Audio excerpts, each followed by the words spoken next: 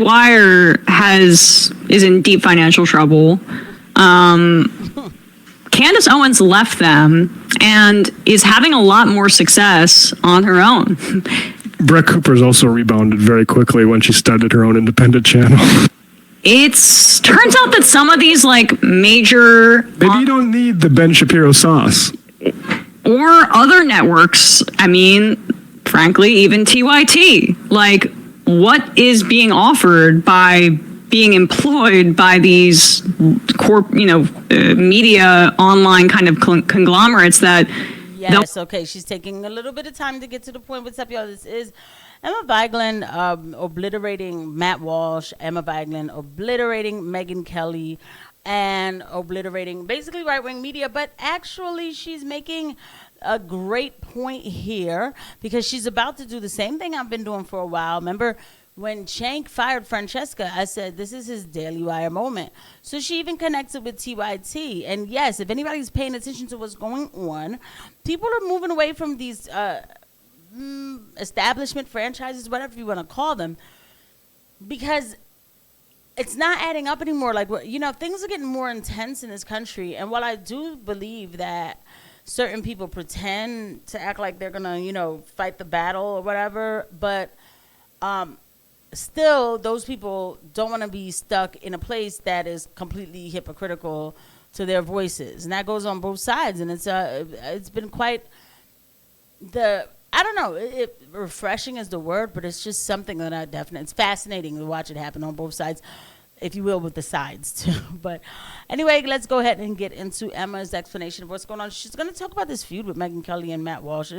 It's really ridiculous. It is really ridiculous, but we'll let her keep going with the introduction, and we'll add in the meat and potatoes. Maybe take a cut of your YouTube revenue to optimize how your videos are going to come up, as was the case in the past with the Majority Report, but we're kind of past the point where that's really even necessary, and it's not entirely clear that that's effective in the way that it once was, or needed in the way that it once was. There's a big rise in independent media across the board. Like, we're seeing it in sports media too. John Boy or Barstool Sports, they're outliving their usefulness. You can just be an independent creator and not have these middleman companies take out so much of the value in the middle and hoard it at the top. Exactly. And by the way, guys, if you like this video, please don't forget to hit the like button, the subscribe button, and a notification bell, or at least just hit subscribe. Like, if I'm just saying too much, please just hit subscribe. But she's right.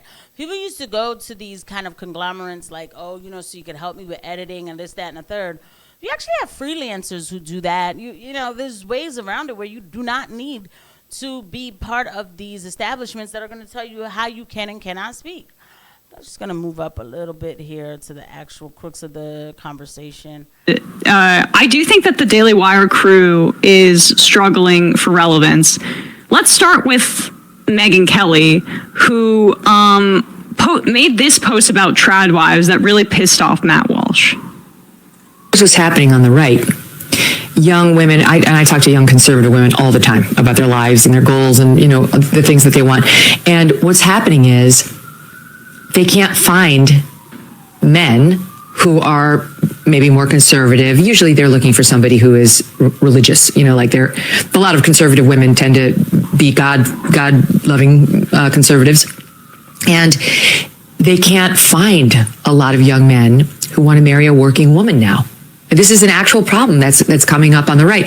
And to me, it's so sad because it's like, how do we get to the point where we're now telling young, conservative, amazing women that they're not attractive if they also work. If they choose to, let's say, do what I'm doing and what you're doing and get their voice out there. But I'll stick with me just because I think conservatives listening to this will like the thought of another Megyn Kelly voice up and coming. No, we don't need that. Let's break down Megyn Kelly real quick.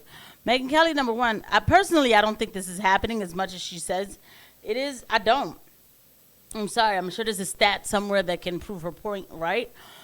And I'm sure there's a stat somewhere that can prove my point right. I mean, that's where I'm at with numbers. I don't think this is happening as much as she's saying it is. I think that the right wing, whatever these people call themselves now, they will talk about anything but what's really going on because Trump is president. So for them to get involved in conversations about, people being kidnapped for op-eds and everything, it's just, that's not going to work in this atmosphere at all, So now they have to make up stuff. And that's what I think is happening here.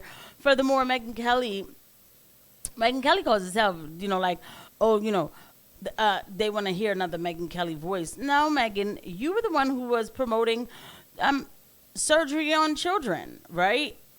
And the reason why I say that is because now she acts like she's so against it. For the right amount of money, you'll promote whatever without thinking about it. These people are fake, okay? They're fake. Well, why wouldn't we want that?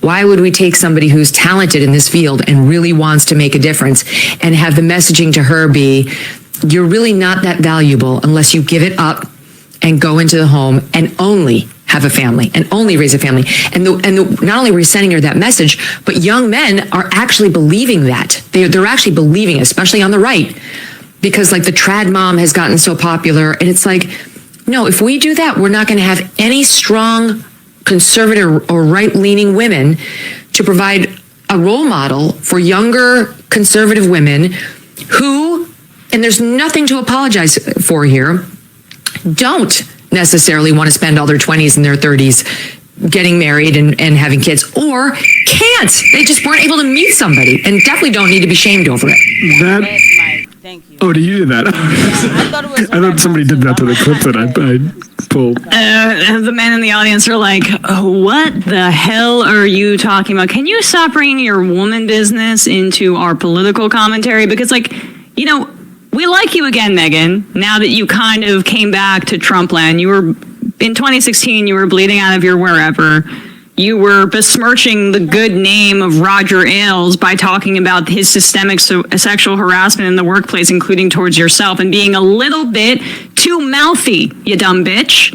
So let's get back to the Trump love. That's what we're all here for. And what we also love about Donald Trump is the fact that he enables guys like Andrew Tate and brings them back into the country, that he appoints guys like Pete Hegseth, who has a police report against him, although not proven in a court of law, but that the woman says that she was drugged by him in the police report when she went to the nurse and talked about it. I don't get into these allegations, so I'm just going to kind of move up, but I want to get to the part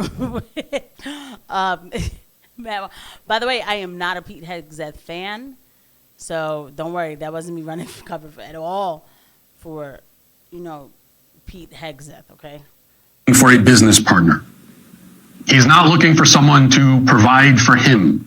He wants a wife. He wants a mother for his future children. He wants a helpmate. He wants a woman, not a man. This is not a new phenomenon. Megyn calls this desire of young men a problem that is coming up on the right. But it's not a problem. I don't cut back, but I think the helpmate line, we need to circle back to that one because I think that's kind of revealing. It's revealing also that what do men Fold my want? socks. What do men want? Does it matter what the woman wants? I don't know. Read the Bible. Yeah. And it's not coming up. I didn't like that read the Bible comment, by the way. Kim Iverson responded in agreement with Megyn and said that she, quote, doesn't get this trad wife trend. But what she's calling a trend, or what Megyn says is just coming up, is in fact the norm. It's the way human society has been organized since the dawn of civilization. A young man seeking a woman who will have his children and prioritize raising them and keeping a home is doing the same thing that billions of other young men have done since time immemorial. This traditional approach is not some new fad invented by TikTok influencers, nor is it a far-right conspiracy. It is the way of human civilization. These young men, they want what their grandfathers wanted, and what their grandfathers' grandfathers wanted, and what their grandfathers' grandfathers' grandfathers wanted. All right, let's everybody calm down. Matt Walsh. I'll take it from here, guys. This is, again, it is a sad gasp for holding on to content, okay? These two had a fake fight, Matt Walsh and Megyn Kelly, about this topic as if this is like a huge topic. Look, I am not here because I'm not going to make fun of the thought that like there are people who do feel like that, right? Nor am I going to say, oh, just read the Bible. Like, I'm sorry, I don't like those kind of comments. I really just don't see the purpose of it, but whatever. But like, I grew up in an extremely conservative household, which, you know, I'm not mad about that at all, by the way.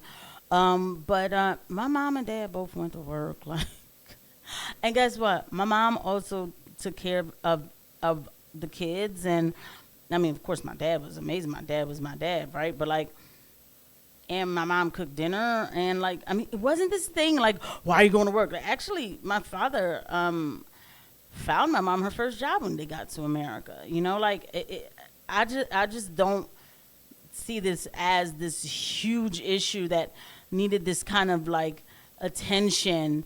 But it is because the right is not allowed to talk about the real. They can't say Peter Thiel or Mark Andrews. They can't say those names, Howard Lutnick. They can't talk about tariffs being really waging a war for BlackRock. They can't talk about this stuff. But let's see how Emma wraps it up. Wanted and on through the ages. The trend, the fad, the new thing, Megyn, is feminism. And I'll just say, like, this is historically absolutely not true. You look at, like, say, the 1800s, the thing wasn't, I just need to find the best helpmate to raise my kids. No, it's which one of these broads has the richest father? What's the dowry situation? Exactly. Let's get down to brass tacks here. Exactly. And that's still not even like, I mean, like, you know, it's funny to make the jokes or whatever, which is fine. It definitely is. I mean, I'll tell you this, it's a lot more entertaining than watching. Oh my God, Matt Walsh lately is like, oh my God, somebody get him a pampering. Okay, because it's just like, whoa, the man has been so miserable lately. But with that said, you know, this is really just the right wing floundering for stuff to talk about when there is a lot to talk about.